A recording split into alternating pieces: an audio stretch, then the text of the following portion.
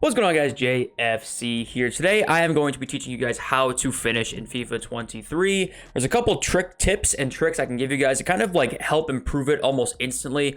FIFA 23 is a bit different in terms of finishing than the past few FIFAs has been, especially adding in the power shot now. So you got to figure out kind of how to navigate that and figure out which times you want to do that shot, which times you don't want to do that shot. Is it even effective? Is timing shots effective? There's a lot of different ways to shoot this year, and I want to teach you guys the best way to do it. At least that I've found, that I've seen that the pros are doing themselves too, and will hopefully help you guys become better FIFA players in general once you figure out kind of the ins and outs of shooting this year. I think it's probably one of the better shooting years in terms of like the different shots you can take and that kind of stuff. So we're gonna go through like when to do every single shot in this video and how to do them, because when is far more important in my opinion than how to do them. They're all pretty easy to do. It's just when and where you should do them that is probably the most important thing. So guys, the absolute first thing we're going to talk about, the number one shot type this year that I shoot probably 70% of my shots this way, and I kind of figured it out by accident because I would always put low power on shots and they would tend to go in. And apparently in this game they added a low driven shot when you put little power on it. I'm not sure if that's confirmed to be a thing where that's like definitely like it's considered a low driven shot, or if it's just a shot with no power on it. But this shot right here is the best shot in the game. You can see I put barely any power on Pele's shot here. If we slow this down to 0.5 speed, you'll see Pele's shot meter here. I put 1.5 bars of power, if that even, and it just slots into the far post on his weak foot, by the way. You can even go in slow motion here in this Jairzinho one. It's the same kind of thing. Do a nice little move with Jairzinho here. And I do take a ball roll to go into that space, and look at the power I put on that shot. There's almost no power on that shot at all. I'll play it back here in real time for you guys. You can see there's just no power on this like at all almost. It just slots right into the corner. So that's considered the low driven shot, right? I'm gonna go through all these clips here, including the low driven shots. Also, I have like regular circle shots, power shots, and finesse shots as well. We'll talk about chip shots too a little bit, but that'll be brief. So I'm gonna walk through all these clips here. We start with the low driven shots and why I'm doing them, right? So I'll play this clip all the way through here. See the little amount of power we put on that? Usually in FIFA, that's like a death sentence, right? But all you got to do right here, see we have him wide open one-on-one. We end up with literally a complete one-on-one here. And at this point, so now the next question obviously is, where do you do this shot, right? As you can see, I'm not really close to the goalkeeper, but I'm also not very far away. And I'm also one-on-one. There's no defender in front of me. I have no chance of this getting blocked at all. This is the perfect situation to do the low-driven circle shot right here, because I have no risk of it getting blocked, because obviously if you don't put much power on it, and if there's a guy somewhat in front of you, it's probably has a higher likelihood of it being blocked. I'm just in front of this line of grass here. This is probably my limit on where I would do the low driven. I would not do it past this grass point right here. This and in is probably perfect. And also the angle really doesn't matter. You can do it from the angle next to here. You'll see a couple goals I score in the video where I do it like right here and right here. So the angle doesn't really matter too much, just the distance. And the distance is going to be right about there is probably the sweet spot. But here from the beginning here, you just let it roll right into the back of the net. Let's let this one play to R9. I just tap this. See this animation he gets here? Go 0.5 speed. See R9 right here? This is a low driven shot. I put no power on this, but see that like finesse shot animation he kind of got there? Right here, boom. It's like sort of like a side foot finesse shot, really. All you got to do is just put like a bar to bar and a half of power on it, and you are good to go. Next clip here, same thing. R9 just bullies his way past the center back.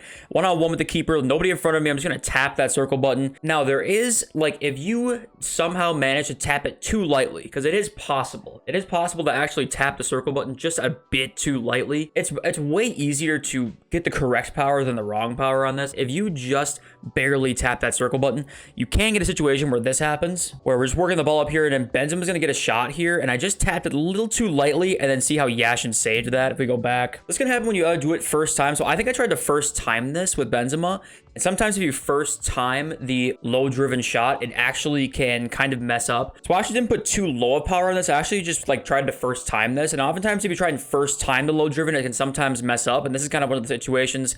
See, he kind of like shuffled it in his feet there, and just kind of like gave a little weak shot animation that Yashin kind of easily saved. So do the low driven. The best situation is just one-on-one with the keeper. That'll almost guarantee you a goal. First time shots are a little bit tougher. If they have really good finishing, you can sometimes get away with it, like first time, the low driven. For the most part, it works the best. You can finesse shot it too. Just one-on-one with the keeper. It's like one of the most guaranteed ways to score a goal here. So let's go to the near post with Neymar here. You can go to the near post too.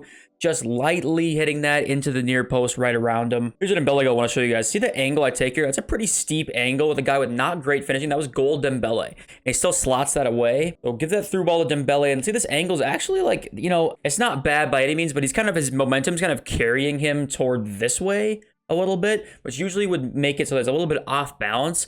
But if you just tap a circle button, I'll get rid of my overlay so you can see it's just like 1.5 bars is just that perfect sweet spot. Your first try can be a little nerve-wracking, of course, because like most of the time this shot will be saved by the keeper in previous FIFAs. See Neymar here, it's like 1.5 bars of power near post, boom. That is the most effective way, in my opinion, to score goals this year. That is the one that you need to learn and get down, because that will instantly improve your finishing times like 10. Now let's talk about circle shots, because circle shots this year, I like with standard power, so like 2.5 bars of power, something like that. They're still great, right? They're just not quite as good as, say, the regular low-driven shots now that are in the game this year. But in certain areas, there are definitely better to do. We'll talk about that here in a second as we get through this Eusebio goal, green time. We'll talk about what a time shots too as well. So this Pele goal right here, watch. I'm going to take the shot. See, I think he's coming here to try. He's probably going to cut me off this angle. Pele kind of took a slow touch to get to this point. I'm going to try and shoot this, and I'm not going to low driven because I'm just a little bit too far out. I'm just going to take a normal circle shot here, and that's going to be your best option. Circle shots are still good. They just tend to oftentimes be a little bit worse than the low-driven shots. Look at this one here. What did I try to do here? So Buffal takes it, and I green time it. I left this clip in here because I want to show you guys that you don't need to time every single shot. Timing shots in this game are only for shots that you think like have a lower probability of going in. Something that's like a little off balance, a little farther out. This shot right here that I'm taking with Buffal, it's like wide open one-on-one. I'm just on that cusp with the low-driven range. I probably can low-driven this. I can circle shot this.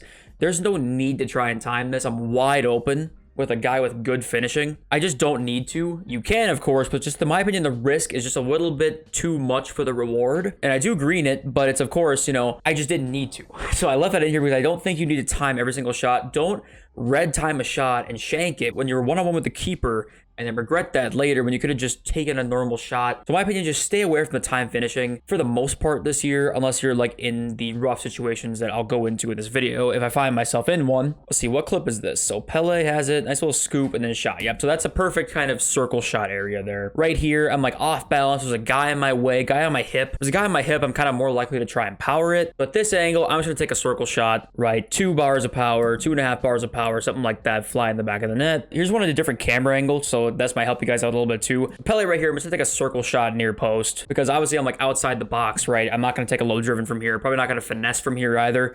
Finesse shotting from like this angle here can work if they have finesse shot trait. If you green it, it's just you're leaving yourself up to RNG more, in my opinion. I think you just circle shot this anywhere in here is going to be probably the way to go. I may end up scoring it. And also circling back to the low driven, if you do it when the ball is first time, like we were talking about, it's a little bit less likely. This one was a first time shot here. Got the ball with Valer, and I just see Pele making that little run, X pass, and then right here, I know the ball is coming. In a normal circumstance, at this angle, I'm low drivening this to the far post. But because I know I'm going to shoot this first time, I'm just going to power shot it instead. Let's see how much power we put on this here. 2 bars of power right to the far post, and we got a goal. Here's another example of a shot that I'm not going to do low driven because it's first time. Away with Park Ji-sung, great timing. This is a normal circumstance right there. That's a low driven shot, right? If I'm like just a one-on-one with the keeper here and I'm dribbling with him, I'm going to take a low driven to the far post, especially on a strong foot. But this was a first time shot, so I'm not going to take the low driven because it's just a little bit less likely. It's in my experience. I just bang it on a normal circle shot and it goes in. This shot here is nice. This is one I would time, right? See the angle I'm at? I'm kind of stopped. I time it green and it goes in. I think I needed to time this one green, most likely for it to go in. Get the ball right here. Eto kind of stops his momentum, right? He kind of like sprints in place for a second. Like, okay, I'm not gonna be able to like sprint forward here. Van Dijk is just chilling here. I'm just gonna have to hope he gets out of the shot lane and probably just take a shot here. So I wait and I just try and green it because I think, you know, this far away, I'm kind of standing still. That's the kind of time when you'd want to try and time a shot. So I kind of just stand still, wait, time at green. I think as a time at green, Van Dijk probably misses. That's my guess. It ends up in the back of the net, luckily. Here's a time where I probably should have done the low driven. I left this one in here because I wanted to show you guys this. Created a nice little move here, and I power shot it instead, and I end up scoring it. But I think I have a much better chance here. Into this angle, and see where I shoot? Like, I'm basically, there's no way anybody blocks this because I'm going to the near post, not the far post. If I low driven the shot, this is like a guaranteed goal. But instead, I go for a power shot, and that obviously is still a good shot. But I think this gives a much higher chance chance for the keeper to save it. Now let's talk about the power shot. So obviously the R1 and L1 power shot is super effective if you guys can do it right, and it's a little bit tricky, and you gotta figure out when to do it, because a lot of times in this game they get blocked a ton. So I'm gonna teach you guys kind of what I think is the best way to do that here. So I don't do them super often, but they definitely can work really well when you do them in the right time. So Eto here, I see he's probably gonna get caught, right? He took a pretty slow touch there. I'm like, okay, he might get caught, or this ball might get blocked. So I'm just gonna power up and take a long shot here with the R1 and L1. And luckily, I also time it well, because yeah, just take it, boom, and it ends up right in the back of the net. Do you have to time them? I don't think so, but I just try because like, I just try, right? You don't have to try. But Eto ends up green timing this, and that's a perfect chance to do that shot. When you think you're going to get caught up to or something like that, or in a little bit of a gap, watch Eto here. Eto's kind of going after one of his center backs. I'm just trying to like dribble around a little bit, get a little bit of a speed boost. I just got a little bit of space there. You see that little bit of space I got? I'm like, okay, I'm going to take a sprint dribble into the space, try and get a little bit to take the shot. Because if you can get the R1 and L1 shot off to this far post, it's almost a guaranteed goal. So if you can get it off, obviously that would be the go-to. Luckily we do. I didn't even try and time it, and it goes in the back of the net. But obviously, like a lot of the time here, if you don't get this little sprint touch, right? If I was to take that shot one touch sooner, it's gonna get blocked. Every single time, basically, the defender's in front of you, this is getting blocked. So you want to save the shot for basically when you know for sure it's going to be open and not blocked. But I would do it from mainly like outside the box. I think like outside the box probably like their best chance with those shots. I think even at like these weird angles, I would recommend just doing like the low driven. But if you're wide open, the goalkeeper's not coming out, because if the goalkeeper comes out too, that also can cause us to be blocked. The circumstances kind of need to be right to use this shot. But obviously, if the circumstances do fall into place, then it ends up being probably a goal. So we get a little bit of space. Eto fires it in the back of the net. What's next? I think we have finesse shots next. So finesse shots this year, before we even watch this clip, finesse shots this year outside the box, you will see them scored once in a while. It's just not like last year, right? Last year, one of the easiest ways to score was finesse shots outside the box. This year, you can score them. Mainly with finesse shot trait players, you have a somewhat decent chance. But in all likelihood, I don't take that many long shots, because I just try and get into the one-on-one situations, because there's such, like, not guaranteed goals this year, but there's such good shots this year inside the box that it's like, why would you waste your attack on an RNG long shot when you can just try and work your way in like this and get a pretty easy goal out of it? We have this with Johan Cruyff here, and this is a finesse shot, which you could not have taken last year, right? Finesse shots obviously were broken inside the box last year. This year you can take the shot. I end up at a perfect finesse shot angle. Cruyff opens up his body. This is obviously like the perfect finesse shot angle, and you can take this shot. I don't think Cruyff has finesse shot trait, and even with, you know, a guy without it, obviously has great finishing anyway, but the point still stands. There's no finesse shot trait here. Doesn't really matter. He still kind of bangs that in the back of the net, so you can shoot these. The only place I really would take these shots though is in between the 6-yard box. Basically, I'm not going to take them outside here. Honestly, I don't have that great of a chance of going in for me. You can score them. It's possible. It's just pretty unlikely, in my opinion. So Socrates' shot here is like the same kind of thing. I'm right at that angle. Perfect finesse shot angle. Probably should have blocked that if we're being honest here, but Socrates just bangs it in the back of the net. That's something that you could not have done in the past, but you can do it this year. Let's talk about chip shots now. So chip shots for me this year are extremely inconsistent.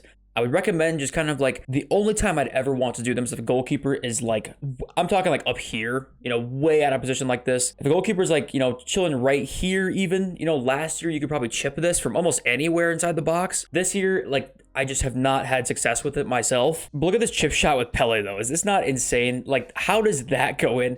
This is a sneak preview of like all my, I'm gonna make a video eventually later in the year of like my best goals that I've scored. But like, what is this chip from Pele? Chips like never going for me this year, and this one goes in. Like, what is that chip? So one thing I've not talked about is outside foot shots. Obviously, as we know, the Trivela meta has been a thing for like most of the year.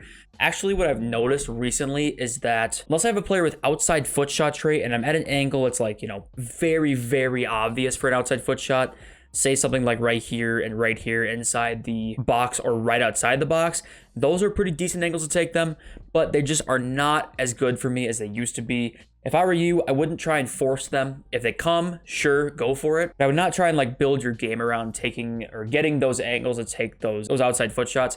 I just don't think they're as good anymore as they were, but they're still viable to do. So if you have any questions, leave a comment down below. I'd love to try and help you guys out as much as I can. If you'd like to see more tutorials like passing or dribbling or defending or something like that, please let me know down in the comments below. I'd love to help you guys out, get you guys better at FIFA as much as I possibly can. I love you all. See you next video very, very soon. Peace.